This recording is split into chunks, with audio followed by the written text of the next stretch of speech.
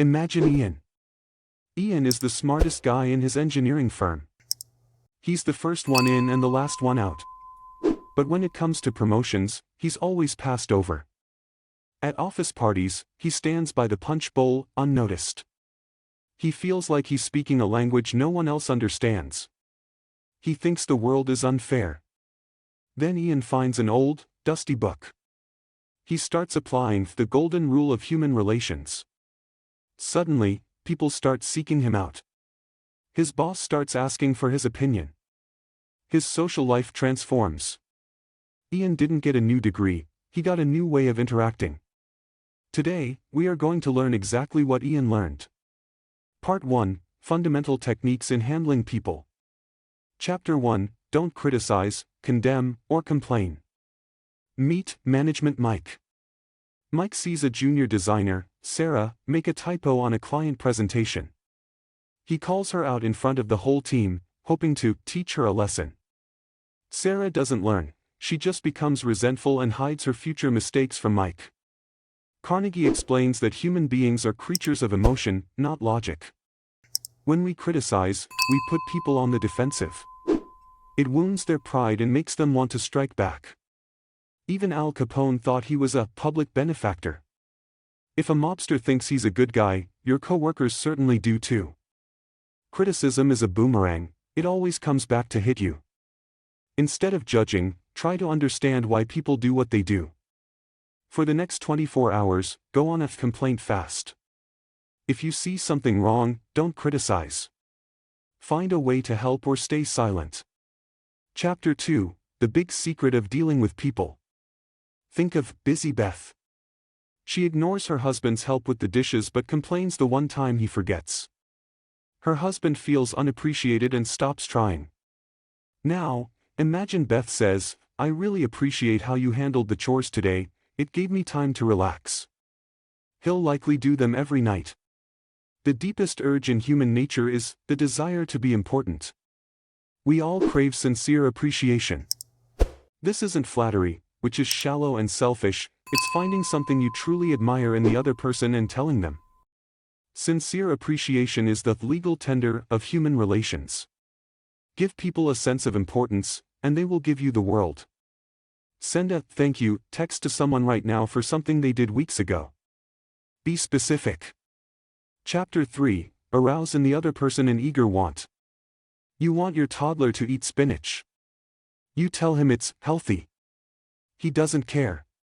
But then you tell him, "If you eat this, you'll be strong like a superhero and can beat me in a race." Suddenly, he's reaching for the fork. To influence someone, you must talk about what they want and show them how to get it. If you're applying for a job, don't talk about why you need the money, talk about how you can solve the company's biggest problem. To catch a fish, you don't use strawberries, which you like, you use worms, which the fish likes. The only way to influence people is to talk in terms of their desires. Before your next meeting, write down, what does the other person want from this? Part 2, 6 Ways to Make People Like You. Chapter 1, Become genuinely interested in other people. Think of a dog. Why is a dog man's best friend? Because he doesn't read books or have a job, he just wags his tail and is genuinely thrilled to see you. He is 100% interested in you. You can make more friends in 2 months by becoming interested in others than you can in 2 years by trying to get others interested in you. Ask about their kids, their hobbies, and their dreams. Be a human dog, be thrilled by others. Interest must be sincere. People can smell a fake from a mile away. In your next conversation, ask 3 why or how questions about the other person's life before mentioning your own. Chapter 2, Smile. You walk into a store. Clerk A looks miserable. Clerk B gives you a wide, warm smile. Which one are you more likely to buy from? Which one makes your day better? A smile is a messenger of your goodwill. It says, "I like you. You make me happy. I am glad to see you." It costs nothing but creates much. Your face is a billboard for your attitude. Even if you don't feel like smiling, force it. It actually changes your brain chemistry. Smile at the next stranger you make eye contact with today. See what happens. Chapter 3. Remember that a person's name is to them the sweetest sound. Jim Pendergast was a politician who won an election simply because he could remember the names of thousands of workers. When he saw them on the street, he'd say, "Hey Bill, how's the leg?" or "Morning, Mary, hope the kids are well." They felt like kings. A name is a person's identity. Forgetting it or misspelling it is a subtle insult. Remembering it is an incredible compliment. Use the name. It's the magic key to a person's heart. When you meet someone, repeat their name back to them immediately to lock it in. Learn the name of the security guard or the barista you see every day. Use it tomorrow. Part 3. How to win people to your way of thinking. Chapter 1. The only way to get the best of an argument is to avoid it. A car salesman, Patrick, used to argue with customers who criticized his brand. He never sold a car. When he learned to say, "You're right, that other brand is good," the customer had nothing to argue about. They calmed down, and then he could show them his cars. You can't win an argument. If you lose it, you lose it, and if you win it, you've made the other person feel inferior and resentful. You haven't changed their mind, you've just wounded their pride. A man convinced against his will is of the same opinion still. Yielding can be more powerful than fighting. The next time you feel an "I told you so" coming on, swallow it. Let the other person have the win. Chapter 2. The secret of Socrates. Get the yes, yes response. A banker, Mr. Snow, had a difficult customer who refused to give some information on a form. Instead of arguing, Mr. Snow asked, "You want to make sure your money is safe and goes to your family if anything happens to you, right?" The customer said, "Yes." "And this information ensures that happens, right?" "Yes." The customer filled out the form. When someone says no, their entire body and mind go into a state of rejection. When they say yes, they are open. Start with the things you both agree on.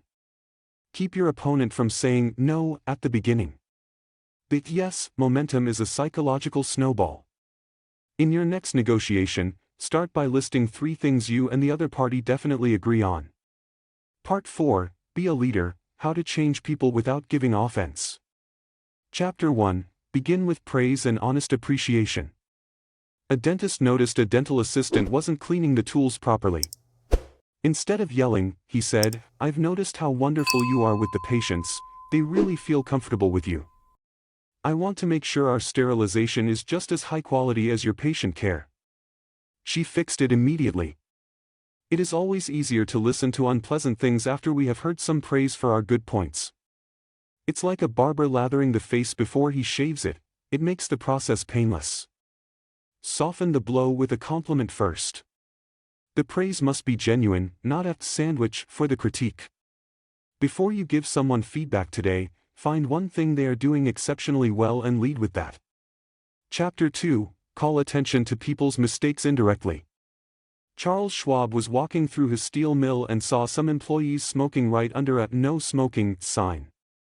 Instead of pointing at the sign and yelling, he walked over, gave each man a cigar, and said, "I'd appreciate it if you men would smoke these outside." They felt honored by the gift and got the message. People hate being told they are wrong. If you can point out a mistake without saying, "You're wrong," they will fix it and love you for it. Be subtle. Let people save face. Switch the word, but for and. E.g., "You did a great job, and if we do X next time, it'll be perfect." Try to give a correction today without using the word mistake or wrong. The grand conclusion. Your new reputation. If you take these principles and apply them, you won't just win friends, you will become a person of character.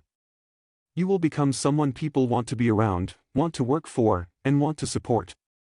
Dale Carnegie's book isn't about manipulation, it's about a lifestyle of kindness, listening, and empathy.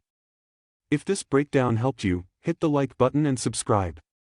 But most importantly, go out and try one of these today. Comment below, what is the name of the person you are going to appreciate today? Let's start a wave of positivity in the comments.